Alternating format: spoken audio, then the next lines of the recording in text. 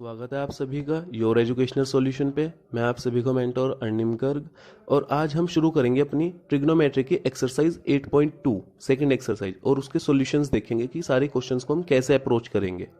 चलिए शुरू करते हैं एक्सरसाइज 8.2। तो इसका फर्स्ट क्वेश्चन है कि साइन 60 कोस 30 प्लस साइन 30 कोस 60, इसे इवेल्युएट करना है। अब इस क्वेश्चन को करने के लिए ना हमें वो टेबल याद होनी चाहिए कि किस साइन की मतलब किस एंगल पे क्या वैल्यू होती है इन सब की। तो अब देखो, और लेकिन एक मैंने तुम्हें बताया था सिर्फ साइन का याद कर लो, पूरी टेबल उसी से बन जाती है। तो साइन का उल्टा चलता है कोस, मतलब डायरेक्शन चेंज हो जाती है। अब देखो साइन 60 क्या होता है √3/2, तो कोस 30 भी क्या होगा √3/2। साइन 30 क्या होगा हाफ, तो कोस 60 भी क्या होगा हाफ। क्योंकि देखो साइन की टेबल ऐसे बढ़ती है 0, हाफ, 1/√2, √3/2 और 1। और कोस की टेबल ऐसे चलती है 1, √3/2, हाफ, 1/√2, हाफ और 0। तो देखो ये साइन की है और ये कोस की है, तो ये उल्टा हो रहा है ना। देखो यहाँ पे 1 है, इसका यहाँ पे 1 है, तो ये चीजें। तो अब देखो क्या आएगा, √3 इंटू √3 3/4 प्लस 1/4 क्या आया 4/4 और यहाँ से क्या आया 1 आंसर। तो हमारा आंसर क्या होगा 1। अब इसका second part, 2 tan square 45 plus cos square 30 minus sine square 60 degree. अब देखो हमें tan 45 पता होना चाहिए कितना होता है 1। अब यहाँ पे स्क्वायर है इसका, तो 1 का स्क्वायर प्लस कोस 30 की वैल्यू अभी हमने लास्ट भी देखी है लास्ट क्वेश्चन में कि √3/2 होती है, तो स्क्वायर कितना हो जाएगा √3/2 का स्क्वायर माइनस साइन स्क्वायर 60 की वैल्यू कितनी होगी, साइन स्क्वायर 60 की वैल्यू होगी जो साइन 60 की होगी √3/2 और इसका स्क्वायर क्या हो जाएगा वापस से √3/2 का स्क्वायर। अब देखो ये वैल्यू और ये वैल्यू सेम है बिल्कुल, देखो √3/2 का स्क्वायर √3/2 का स्क्वायर, तो ये यहाँ से कैंसिल हो गई। और फिर क्या बचा 2 इंटू 1, क्योंकि 1 का स्क्वायर तो 1 होता है, तो आंसर क्या आएगा हमारा 2। 2 हो गया हमारा आंसर।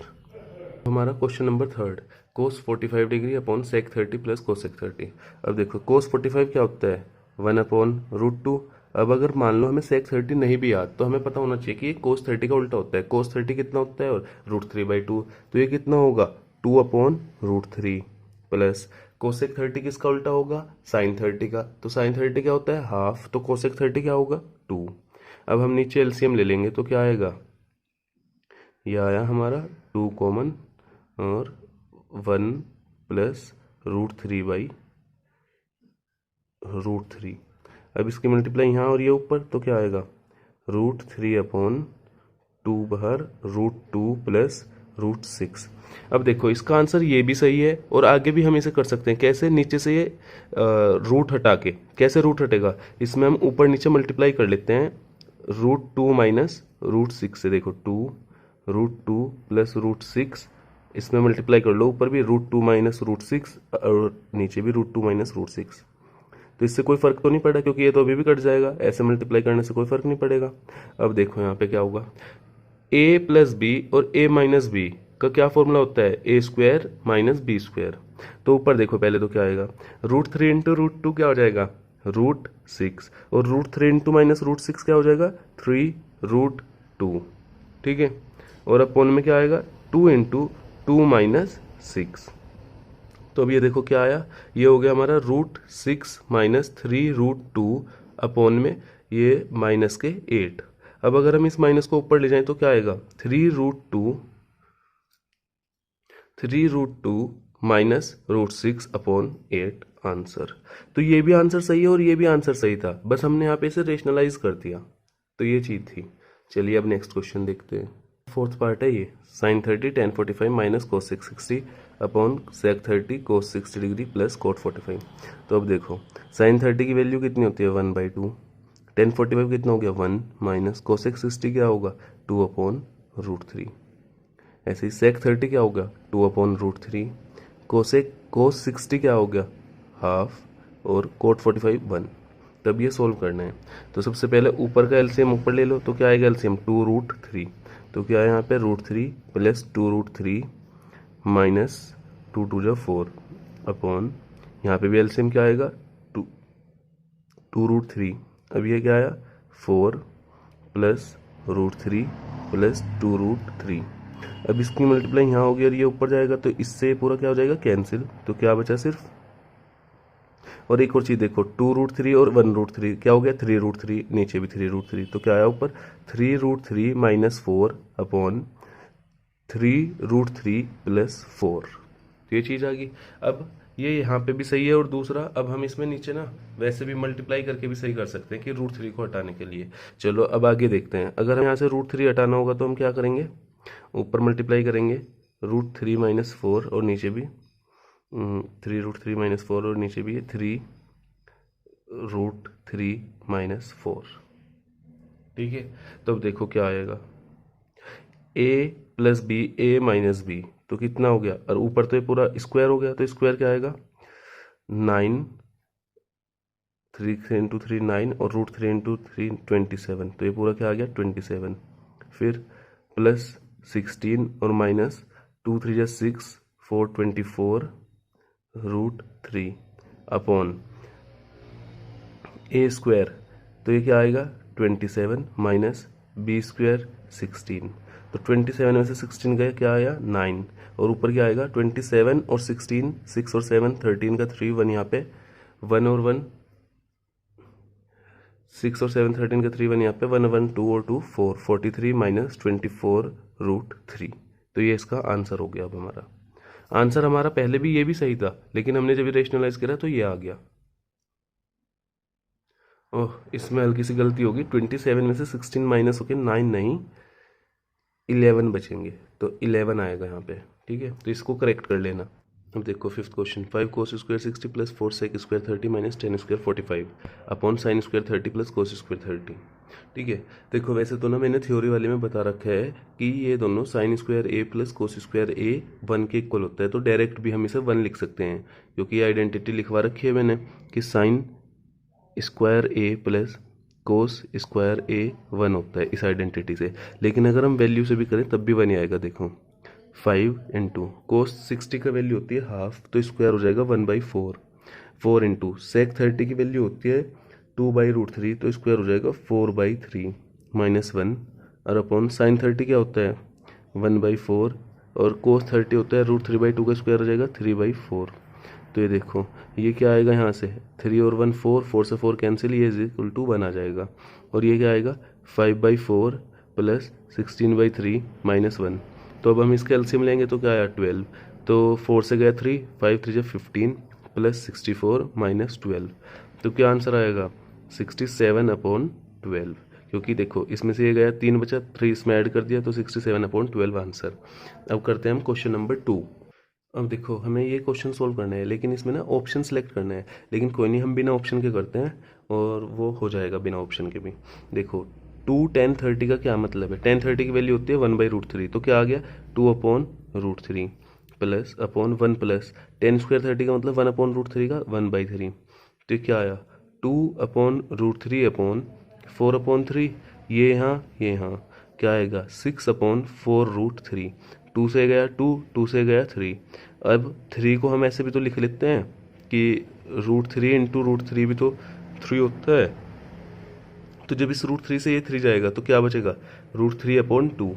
अब √3/2 किसकी वैल्यू है, √3/2 कोस 30 की भी वैल्यू होती है, साइन 60 की भी वैल्यू होती है। ठीक है, तो मतलब अगर अब हम ऑप्शन में देखेंगे, अगर ऑप्शन में कोस 30 दे रखा है तो वो लगा देंगे, और साइन 60 दे रखा है तो वो लगा देंगे। ठीक है, तो जो ऑप्शन में दे रखा है उसी हिसाब से हम टिक कर देंगे। अब इसका हम नेक्स्ट पार्ट देखते हैं, सेकंड। अब देखो 1 माइनस 10 स्क्वायर 45, 10 45 की वैल्यू हमें पता है 1 होती है, तो 1 माइनस 1 का स्क्वायर अपॉन 1 प्लस 1 का स्क्वायर, क्या आएगा 1 माइनस 1 अपॉन 1 प्लस 1, क्या आया 0/2, किसके इक्वल होगा ये 0 के। अब देखो या तो ऑप्शन में 0 आंसर है तो 0 टिक कर दो, वरना 0 कब कब वैल्यू आती है हमें पता होना चाहिए, साइन 0 0, तो या तो साइन 0, या फिर और क्या होता है कोस 90, या फिर 10 कब होता है 0, 10 0, 10 भी 0 पे 0, तो ऐसे जो भी ऑप्शन दे रखा है हम उस हिसाब से अपना ऑप्शन मार्क कर देंगे। तो ये चीज़ ध्यान रखनी है बस। अब नेक्स्ट पार्ट करते हैं, क्वेश्चन नंबर 3। अब इस क्वेश्चन में कहा है कि साइन 2a कब 2 साइन a के इक्वल होगा, जब ये मतलब कब ये इक्वल होगा जब a क्या होगा, तो ये पूछा है। तो अब देखो साइन 2a, a की वैल्यू तुम कुछ भी रख लेना, अगर मान लो a 30 है तो यहाँ पे a 60 होगा, ये यहाँ पे 45 तो यहाँ पे 90, तो ये कभी भी सेम नहीं आएगा, ये कब सेम आएगा, जब हमारा साइन 2a क्या हो, 0। क्योंकि जैसे ही देखो ये 0 तो 0 के इक्वल आएगा, अगर a 0 रखा तो ये भी 0, और यहाँ पे 0 रखा तो साइन a 0, और 0 इंटू 2 भी 0। तो a की वैल्यू हम क्या लेंगे इसमें, हम 0। तो मतलब 0 ही एक ऐसी वैल्यू है जब हम यहाँ पे 0 रखेंगे तो ये देखो पूरा 0 हुआ, साइन 0 की वैल्यू 0। फिर जब a यहाँ रखा तो साइन 0 0, और 2 इंटू 0 0। तो ये a की 0 पे ही दोनों बार इक्वल आएगा।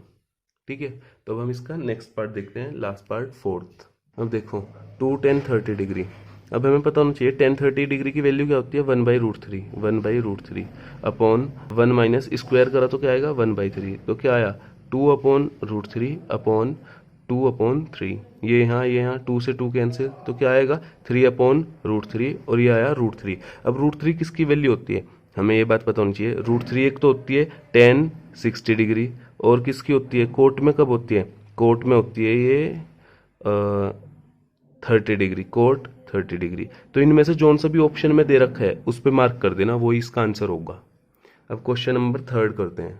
हमारा क्वेश्चन नंबर 3 है कि if tan a plus b is equal to √3 and tan a minus b is equal to 1/√3, और a प्लस बी का जो वैल्यू है वो 0 से 90 डिग्री के बीच में है, तो हमें बताना है a और b क्या होगा। तो देखो tan a plus b is equal to √3। √3 का क्या मतलब है, √3 कब आएगा, जब हमारा tan 60 डिग्री हो। तो मैं √3 की जगह tan 60 डिग्री लिख सकता हूँ, हाँ। तो ये क्या आया, tan a plus b is equal to tan 60। अब देखो ये भी tan, ये भी tan, तो यहाँ पे डायरेक्ट कंपेरिजन हो जाएगा कि a प्लस बी ही किसके इक्वल है, 60 डिग्री के। a plus b is equal to 60 degree. फिर ऐसे ही यहाँ पे देखो tan a माइनस बी किसके इक्वल है, 1/√3। 1/√3 कब आती है tan की वैल्यू, 30 डिग्री पे। तो tan 30 डिग्री, और ये tan a माइनस बी। तो अब यहाँ से ये भी tan, ये भी tan, तो डायरेक्ट कंपैरिजन हो जाएगा, a माइनस बी किसके इक्वल होगा, 30 डिग्री के। तो क्या लिखेंगे हम, a minus b is equal to 30 degree. अब देखो इक्वेशन 1 और इक्वेशन 2, दो इक्वेशन आ गई। अगर मैं अब इक्वेशन 1 में ऐड कर दूं इक्वेशन 2 तो क्या होगा, a क्या हो जाएगा, 2a। ये प्लस का b है और ये माइनस का b है, तो ये कैंसिल होकर 0, प्लस 60 डिग्री और 30 डिग्री 90 डिग्री। तो क्या आएगा, 2a is equal to 90 degree. ठीक है, तो यहाँ से a क्या आएगा, a is equal to 45 degree. अब इस वैल्यू को चाहे यहाँ पे पुट कर दो चाहे यहाँ पे, मान लो यहाँ पे पुट कर दिया मैंने a को 45 डिग्री, तो b क्या आएगा, 45 degree plus b is equal to 60 degree. तो b क्या आया यहाँ से, 15 डिग्री। तो आंसर आ गया हमारा, a 45 होगा, b 15 होगा। और यही हमें यहाँ क्वेश्चन में कहा है कि a ग्रेटर देन होगा b से, तो बस यही इसका आंसर था। देखो क्वेश्चन नंबर 4 में कहा है कि state whether the following are true और फॉल्स। तो जैसे ये दे रखा है sine a plus b is equal to sine a plus sine b, तो इसे अब हमें ट्रू या फॉल्स बताना है। तो हम क्या करते हैं, हम मान लेते हैं a और b को कुछ भी मान लेते हैं, कुछ भी जो भी मन करे मान लेते हैं। चलो a हमारा 0 डिग्री है और b हमारा 90 डिग्री है, सिर्फ हमने एज्यूम किया है इसको प्रूफ करने के लिए, है ना।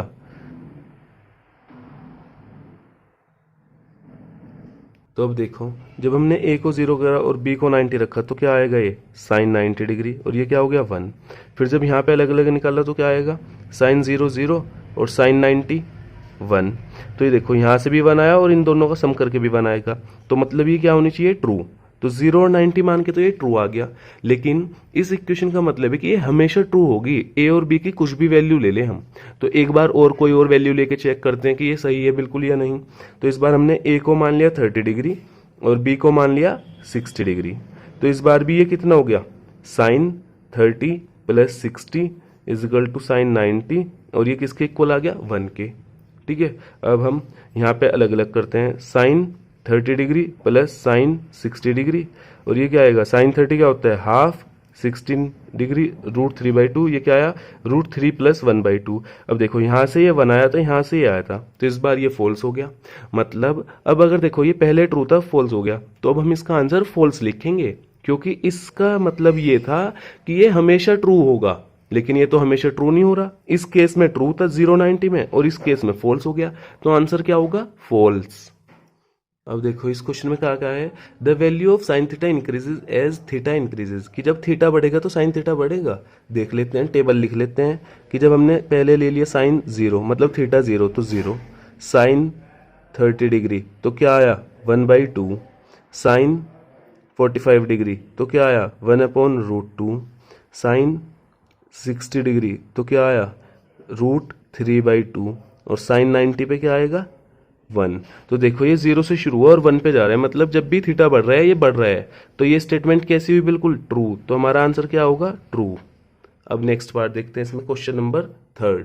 देखो इस पार्ट में क्या कहा है कि कोस थीटा की वैल्यू, मतलब सॉरी क्वेश्चन थोड़ा गलत लिख दिया, the value of cos theta increases, यहाँ पे ना साथ में हमारा इंक्रीजेज आना चाहिए था, cos theta increases for all value of theta increase, मतलब जब भी थीटा बढ़ेगा तभी कोस थीटा भी बढ़ेगा। तो अब बताओ ये सही है या नहीं। तो मान लेते हैं कोस 0 क्या होता है 1, कोस 30 क्या होता है √3/2, कोस 45 क्या होता है 1/√2, कोस 60 क्या होता है 1/2 और कोस 90 क्या हो गया 0। तो देखो 1 से शुरू हुआ और ऐसे जाते जाते कहाँ पे खत्म हुआ 0 पे। तो थीटा और थीटा 0 से 90 हो गया, मतलब जब थीटा बढ़ रहा था तो वैल्यू क्या होती कोस थीटा की कम होती। तो इसका मतलब जो ये स्टेटमेंट लिखी हुई है कैसी हुई, फॉल्स। ठीक है, तो फोर्थ पार्ट करते हैं। अब देखो इसमें क्या है sine theta is equal to cos theta for all values of theta. लेकिन देखो ये बात सही है, sine theta equal to cos theta होता है, लेकिन किस वैल्यू पे, सिर्फ थीटा 45 डिग्री पे, मतलब साइन 45 ही सिर्फ कोस 45 के इक्वल होता है। देखो साइन 45 ही कोस 45 डिग्री के इक्वल होता है, क्योंकि दोनों की वैल्यू क्या आती है 1/√2। लेकिन बाकी सभी वैल्यू पे थीटा क्या होता है, अलग अलग होता है। तो इसलिए हम इसका आंसर क्या लिखेंगे, ट्रू या फॉल्स, फॉल्स लिखेंगे, क्योंकि सिर्फ एक वैल्यू पे ट्रू होने से ये ट्रू नहीं होगा, ये हमेशा ट्रू होना चाहिए तब ट्रू होगा। तो इसलिए इसका आंसर हो गया फॉल्स। अब देखो यहाँ पे हमें कोट ए बताना है कि ये डिफाइन होगा A0 पे या नहीं, ये ट्रू है या फॉल्स है। तो देखो कोट ए क्या होता है, कोट ए होता है कोस ए अपॉन साइन ए, ठीक है, और कोस 0 अपॉन साइन 0। कोस 0 तो 1 होता है और साइन 0 1। तो जब भी हम किसी वैल्यू को 0 से डिवाइड करते हैं तो वो हमेशा नॉट डिफाइन होता है, क्योंकि 0 से तो हम डिवाइड कर ही नहीं पाएंगे। तो इसलिए क्या होगा, अनडिफाइन या नॉट डिफाइन, कुछ भी ऐसा। तो हमारी स्टेटमेंट जो लिखी हुई है ऊपर वो कैसी हुई, ट्रूथ। तो इसका आंसर क्या होगा, ट्रू। ठीक है, तो हमारी यहाँ पे 8.2 एक्सरसाइज कंप्लीट हो गई। अब अगर कोई डाउट है किसी क्वेश्चन में तो वो कमेंट सेक्शन में पूछ सकता है या टेलीग्राम के ग्रुप में पूछ सकता है। Thanks for watching.